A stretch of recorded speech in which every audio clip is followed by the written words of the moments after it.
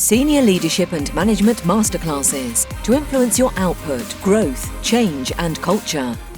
This is you, very crude hierarchy, management hierarchy. So let's say you've got 3 direct reports.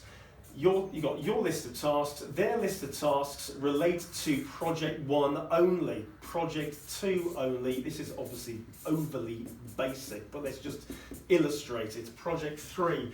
So if this goes wrong over here, then this is concerned with their live project. This is their list of Q1s.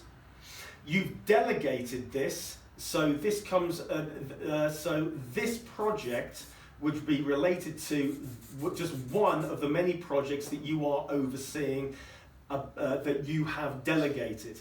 So even though this is their Q1, it is still related to your Q1s, but it's not a scheduled Q1.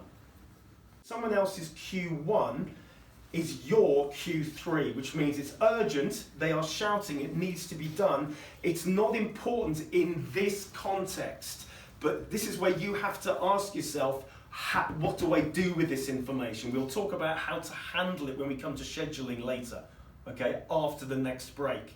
This is mainly this conversation initially about categorization and what these tasks really are. So how we handle that and whether or not we keep it in the Q2 or move it to the Q1 will be our next discussion after the break, okay? So just to make sure we don't rush ahead.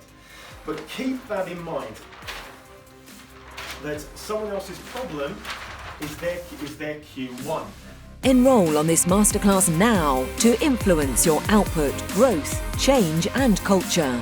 Enroll now at nicholashill.com or call 0345 678 9900.